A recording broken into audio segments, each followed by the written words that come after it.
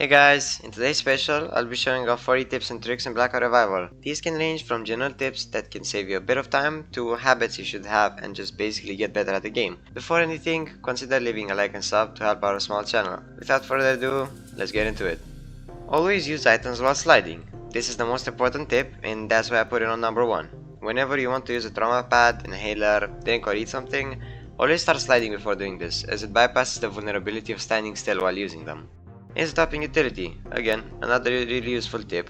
By pulling the pin of a utility and unequipping it or switching to another weapon. This becomes really useful when being chased, as you can place proxy mines and smokes to cover you and can also escape the fire effect. Insta-dropping incendiaries. This leads to the other tip, in the sense that you can also insta-drop incense without damaging yourself, though this is highly dependent on ping. You have to precisely pull the pin of the incense and unequip it the second you jump. This will put the fire behind you due to ping and slow down others behind you. Always be prepared.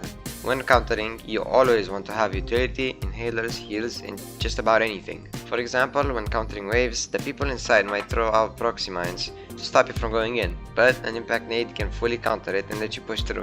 Do not underestimate energy drinks. When buying kits, make sure to always have energy drinks. The energy status effect they give almost cancels out the stamina drain of sprinting, letting you sprint for a very prolonged time, and they're also so cheap that you won't even notice the money lost. When lunging, try to weak swing.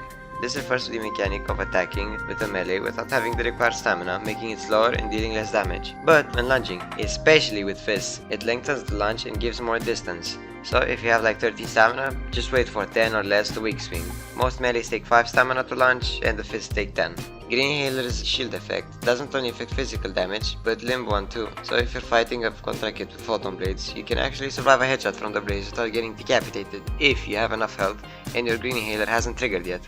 The best way to counter greens is through Ruins exit. By going down 2 meters from the tunnel at Ruins, it puts you closest to Scourge, and if you don't have impact boosters, you can combat tag them before they reach Scourge and store their cards. You can hop on a zipline late and hop off it early to save time. This is useful in a lot of situations, but you can mostly use it to chase or escape someone, or sometimes jumping on someone's head so you can shoot them. You can check servers for commander drones by setting your graphics to 1, as you can see the light of the drone through walls. Never use the quick join button. This is mostly a trap for beginner players, as it can sometimes put you in a different region than you prefer, ping-wise, and lead to a bad experience, and can also put you in high-pop servers where not most people thrive. The only useful functions for this button is, I believe, to create new servers. While wearing Blade Dancer armor, lunging with photon blades and sliding at the right time will let you carry the momentum of your lunge into the slide and make you reach insane speeds. This is mostly done when your blades have just barely gone above your head during the lunge. Status effects don't stack. Say you use an energy drink, right? It gives you an energy status effect with the power of 2, and then use an energy bar that gives you the energy status with the power effect of 1. The effect with the power 1 will overtake the other one, worsening the effect. This isn't all bad though, as you can use Purple Inhaler after getting revived by the Origin Inhaler to make the Ragdoll effect take longer to proc, or to lengthen the duration of certain inhalers and or effects. Sliding, when you have low stamina, like 2 or 3, can let you regenerate stamina more efficiently and get more distance. If you have the Shoot Bounty Boards quest, there's these little glass things around these bridges, and if you shoot them, it would count towards a quest. On the topic of quests, if you have the quest to kill people with a specific bounty, you can grenade yourself and it will count towards the challenge. You can also use this to get your own bounty card off of your body and do Risky Hunter at the same time. Sliding into a broken fire hydrant will give you a big boost forward, familiar to the one of the impact booster. While doing the longshot quest, you can down someone, then reset or run away, and let them bleed out so you still get a kill credit for the quest while also being far away. Only trade hits when you're in the health advantage. This mostly applies to photon blades, as let's say your opponent just parried your attack and he's one shot, but you've got more health. If you M1 him and he blocks, you can just M1 again. If you M1 and he also tries to hit you, he's dead, so always try to play smart. A bit of a niche one, but if you're lunging with Blade Dancer while running from someone and want to hit them with a projectile to slow them down, you can. Simply go into first person just as your character is about to raise the blades from the ground, and with good timing you can slow someone down to a halt. Another detrimental thing is to remember to coyote jump, which is when you jump off a ledge at the last second to get a speed boost. You should always be doing this, as it gives you extra distance for basically free. And also try to remember specific spots where you can coyote jump, like the edge of a trash can for example. When you're going gas exit out of bunker, you should just run to the sides of the tunnel so you don't step on the rails that make way louder footsteps than the normal ones, just helps with stealth. On the topic of gas exits, while going to pharmacy exit, you can impact boost on top of the building for an easy log. Always use inhalers before fights, if you have the chance. Specifically the green one, since it doesn't have any downsides, and if you can prevent a death, do it. You can equip specific equipment to bypass the inventory limit. What I mean by this is, let's say you have 2 gas masks in your inventory. Since that's the inventory limit, you can't get more than it. But if you equip one of them, then you can get another one. If you notice a lot of level 50s, you could try remembering their names if you keep seeing them, and remember the skill and teammates in case you get encountered. If the budget allows it, which is like $5, you should really consider buying an alt account if you're invested in the game. If you are level 50 and want to up hunt, 99% of players instantly log the second they see a max level. So you can up hunt on the alt, and you can also use it for storage on keycards, contraband, and also contraband armor, which can also be worn, so you can store even more than what the stash limits you to. Whenever you mantle something, your jump cooldown will be reset on the next jump, so you can use the short cooldown jumps to scale a building and try mantling at the end or whenever the cooldown gets lengthy to reset. Speaking of jumping, don't just jump around when you're crossing the map.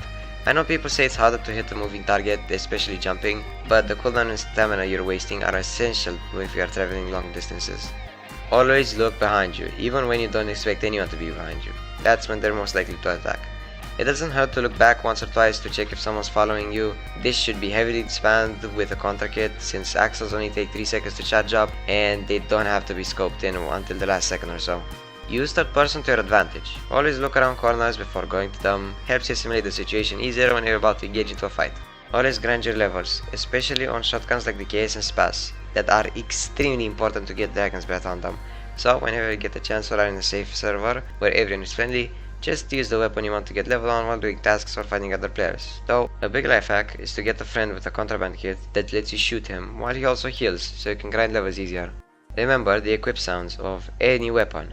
This is really important, as when engaging in a fight, you can tell what your opponent has without them even having to hit you or you look at them, and you can compare your gear with theirs to know if the fight is worth taking or not.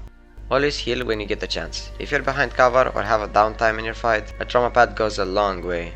Nearly all explosions in the game will stun you, which is a status effect that hinders your ability to use melee attacks. So anytime you get hit by one, never try to use your melee unless it was an impact grenade or any sort of weak explosion. Whenever you are reloading or using anything, try to also spam crouch so anyone trying to shoot you has a harder time hitting your head. Whenever you are using the photon axle, don't scope in to stare at your target while charging. Instead, try charging for 2 seconds while having your cursor on the enemy. Then scope in at the last second so the very obvious red glare doesn't alert them. If you're in a pitch, you can fake a melee heavy or even parry in some cases by inspecting them in combat. It may make your opponent drop their guard and try to hit you or parry themselves, and you can counterattack. Never rage pop. Wearing contraband armor, using contraband weapons, or simply playing risky just because someone pissed you off is not the way to go. You'll just lose more. And lastly, remember to always have fun and don't be toxic. It's only a game after all. So thank you for watching, and I also have a big announcement to make. I finally made a Discord server.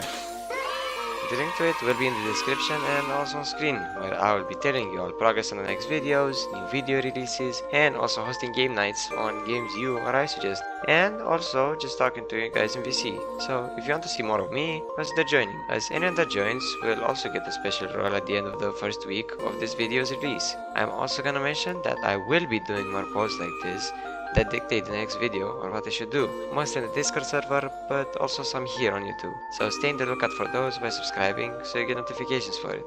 That's all for now, so enjoy some goofy clips I've gotten with my friends and even some of you guys. Chiar nu trage mine? Oh. Oh my god, bă, da, se multiplică. Bă, da, ce display, uite! De ce they be hiding anyone? Cum ajungi cu ambele mâini? Last up the ladder is I'm a fan!